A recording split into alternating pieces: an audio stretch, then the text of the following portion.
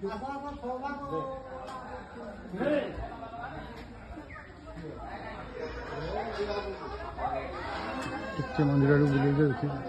जगन्नाथ नमस्कार। आसतु आम आज मयूरभंज जिलार खिचिंग बुलवाई जावा। खिचिंग रे प्रसिद्ध किचकेश्वरी मंदिर अवस्थित।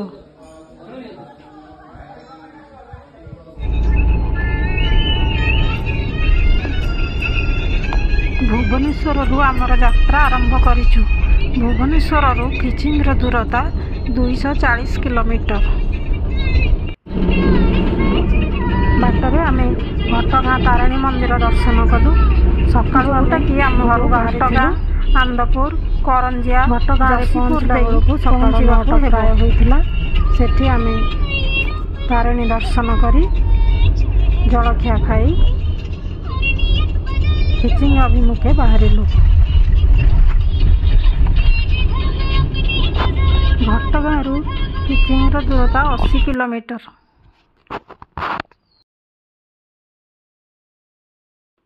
तारिणी मंदिर रे आमे बेसी समय आमे जानिथिलु किचकेश्वरी मंदिर दिन 12टा रे पहड़ पड़ जाए। सेथिपई हमकु 12टा पूर्वरु सेठी पहुँचीबाकू हेबो। देखंतु बाटर दाक केते सुंदर गछ पत्र पहाड़ पर्वत घेरा रास्ता होईची। देखिया पई बहुत बढ़िया लागुची।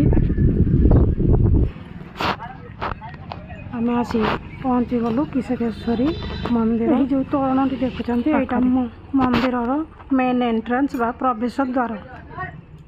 मंदिर काम होई। मंदिरटी बहु पुरातन अटे।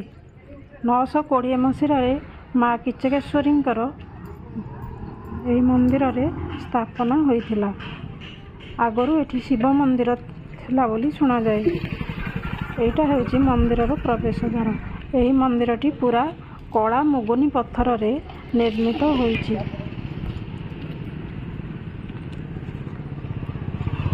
कला मुगुनी पत्थर पई यही स्थान विश्व प्रसिद्ध अटे। मंदिर ठारू अल्प दूर रे 2-3टी गाँ अच्छी। से सब स्थान रे कला मुगुनी पत्थर बहुत भल मिले।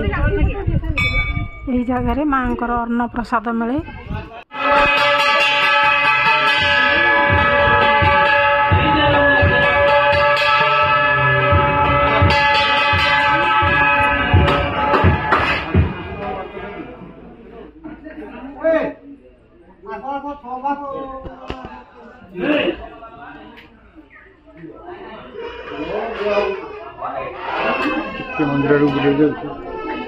पहुँचला बेलू माँ अन्न प्रसाद भोग लगी थाए।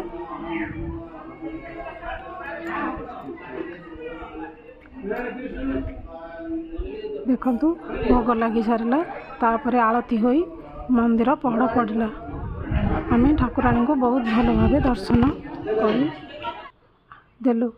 तापर मंदिर चारिपार्श बुली दर्शन कलु। देखंतु मंदिर भीतर केते सुंदर देखा होछि। चारिपट देखंतु। या भीतर म्यूजियम भी अच्छी। छोट पिलांक पई पार्क अच्छी। एटा जो देखुचंती एटा शिव मंदिर। मंदिर डाहाण पटे बा आमर एंट्रांस पटू गले बाँ पटे शिव मंदिर अच्छी।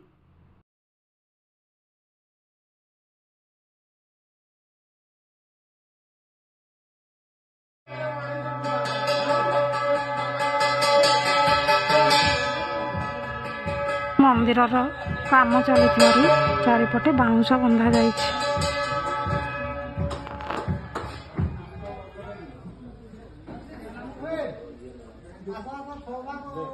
आपण माने नुआ थिले मो चैनल को लाइक सब्सक्राइब करेंगे। मयूरभंजर एमती बहुत गुड़िया तीर्थ जगह मु आपण मन को बुलाई देखाइबी।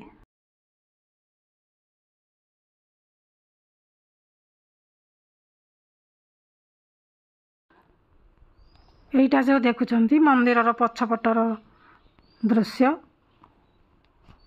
पछपटे भी पार्क करा जाइछि।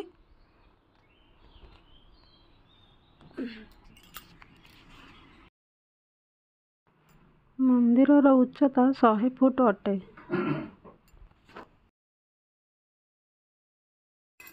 ସେତେବେଳେ ମନ୍ଦିର ତିଆରି ପାଇଁ ପ୍ରାୟ 85,000 ଟଙ୍କା ଖର୍ଚ୍ଚ ହୋଇଥିଲା। ଠିକ୍ ଶିବ ମନ୍ଦିର ସାମ୍ନାରେ ବା ମନ୍ଦିରର ଡାହାଣ ପଟକୁ ଗଲେ ଏହିଭଳି ଗୋଟେ ମନ୍ଦିରର ଚୁଳି ଦେଖାଯିବ। କେତେକ ଲୋକ କୁହନ୍ତି ଏଇଟା ଭୀମର ରଥ ବୋଲି, ଆଉ କେତେ ଲୋକ କୁହନ୍ତି ଏଇଟା ମନ୍ଦିର ଗୋଟିଏ ପୋତି ହୋଇଯାଇଛି, ତାର ଦଧିନଉତି ଦେଖାଯାଉଛି। ଏଇ ଯେଉଁ ହାତରେ ଧରିଛନ୍ତି ଏଇଟାକୁ ଭୀମ ଗଦା ବୋଲି ଲୋକ କଥା ଅଛି। ଏଇ ଗଦାଟିର ଓଜନ ବହୁତ ଅଟେ। ଏହାକୁ ଟେକିକିରି 7 ଥର ତା ଚାରିପଟେ ଯିଏ ବୁଲାଇବ ତାର ମନବାଞ୍ଛା ପୂରଣ ହେବ। ଏହି ବାଡ଼ିଟିକୁ ଭୀମଙ୍କର ରଥର ଅଖ ବା ଭୀମଙ୍କ ଗଦାର ଅବଶିଷ୍ଟାଂଶ ବୋଲି ଲୋକ କଥା ଅଛି। ବୁଲାବୁଲି ସରିଲା ବେଳକୁ ପ୍ରାୟ 2ଟା ବାଜିଗଲାଣି। ଆମକୁ ଭୋକ କଲାଣି। ମନ୍ଦିରରେ ପ୍ରସାଦ ମିଳୁଛି। ଆମେ ସେଠାରେ ପ୍ରସାଦ କିଣି ସମସ୍ତେ ଖାଇଲୁ।